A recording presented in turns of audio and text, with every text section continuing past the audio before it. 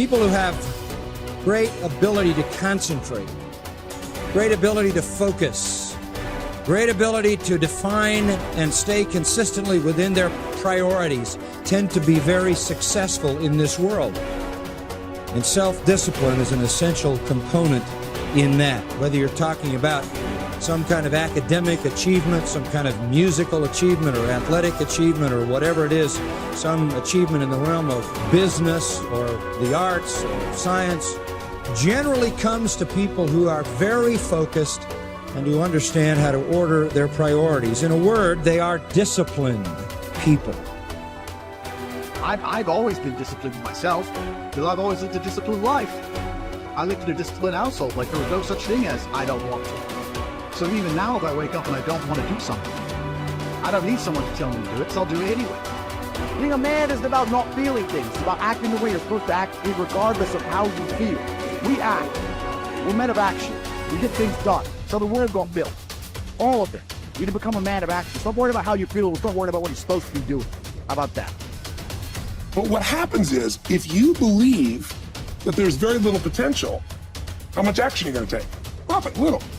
But they take little action, little results. Why? Because they have to start with a problem with their belief. They don't believe it's really going to happen for me. Maybe for Frank Kearns because he got the cool hair and stuff, or maybe it's for you because you're so driven, but it's not me. Maybe Tony Robbins because he's a freak, got these big teeth. Whatever their thought process is, right? They got this thing, right?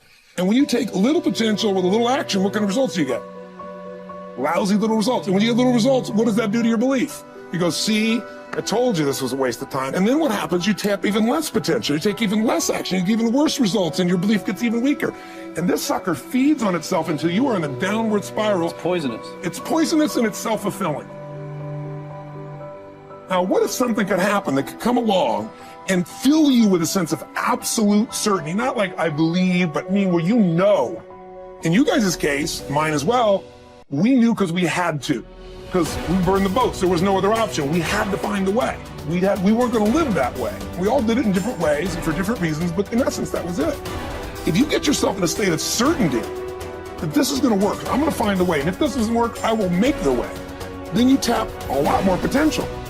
And when you're certain in your potential, you take massive action. When you take massive action, you really believe in something, you get great results. When you get great results, your brain goes, see, I told you I was a stud.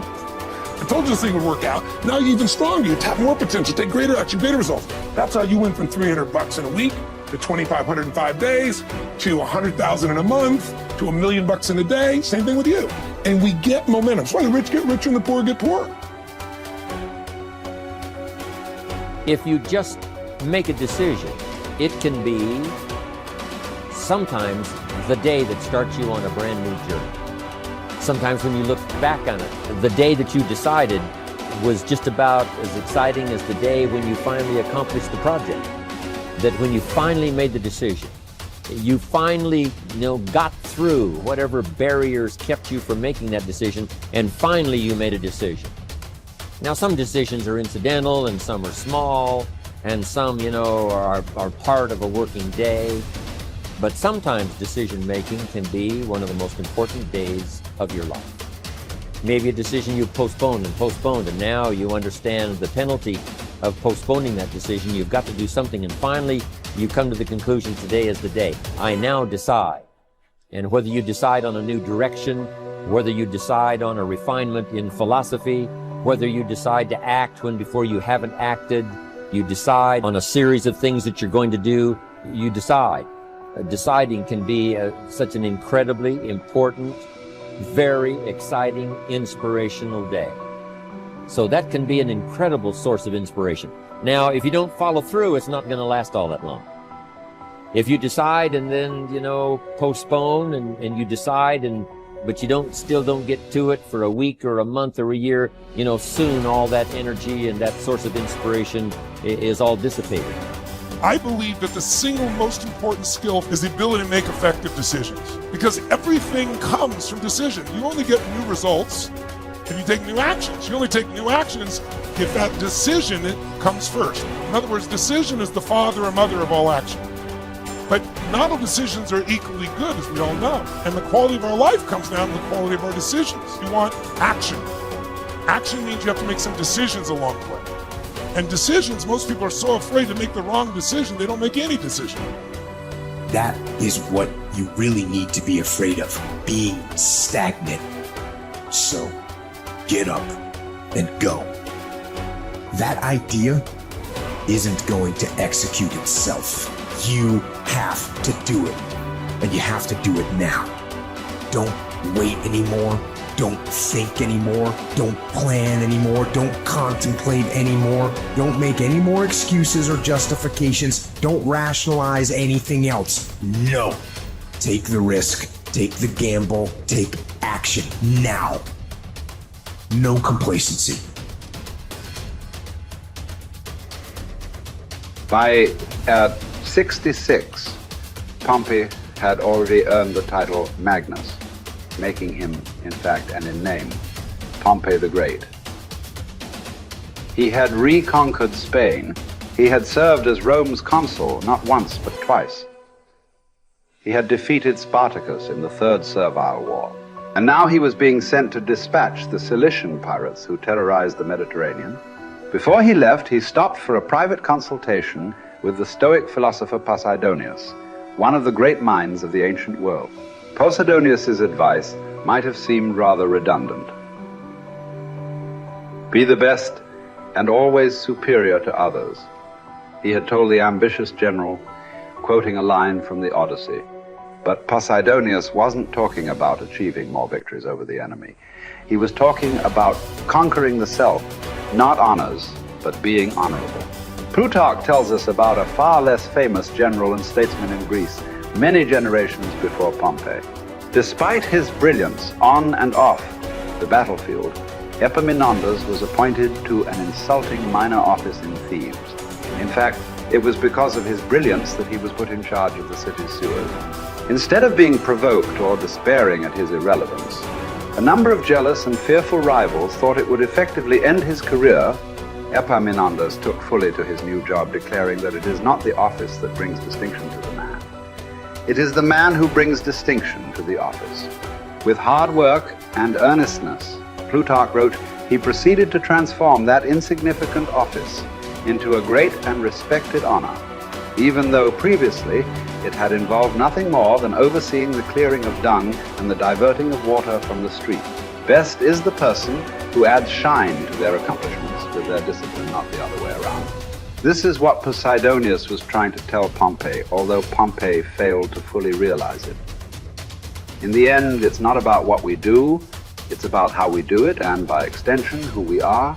Too often, we find people choosing to be great at their profession over being a great human being, believing that success or art or fame or power must be pursued to the exclusion of all else. Does it have to be that way? Does being loved have to be at odds with being lovely? Or can temperance, as Cicero claimed, be the fine polish on top of a great life? Queen Elizabeth inherited the monarchy. Marcus Aurelius was selected for the purple as a boy. But it wasn't the throne that made either of them kingly. It was their behavior.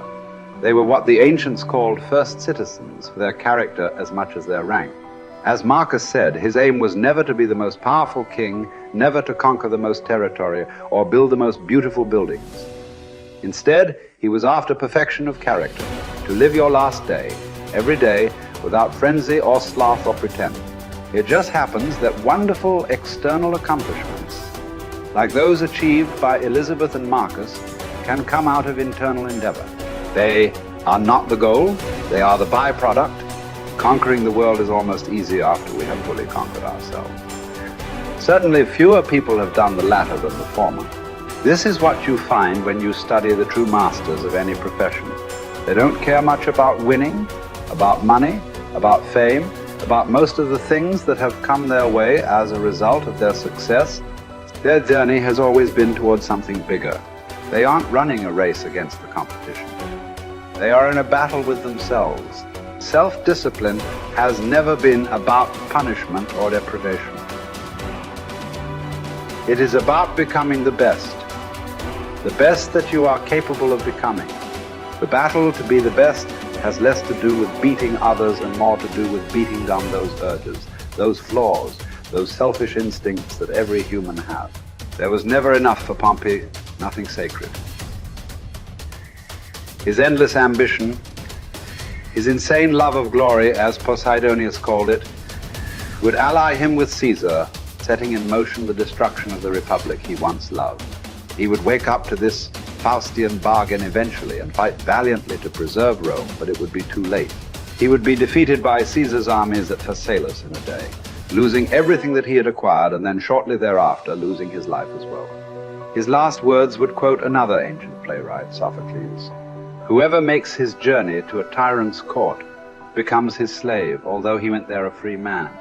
By chasing the wrong kind of best, fame, fortune, power winning, Pompey had chained himself to the worst. It cost him everything." As it does for all of us, when we compromise, when we relax our discipline, when we make exceptions and do what is expedient instead of what we know is right. History is replete with great conquerors. There are far fewer generals who were great people. Talented writers, groundbreaking scientists, incredible athletes, bold entrepreneurs. All these types are rare. Rarer still, and all the more impressive, are those who manage to achieve these feats without losing control of themselves, without becoming slaves to their ambition, to their careers, to their urges. Who will you be? What race are you running? Who are you trying to beat? And is it for the best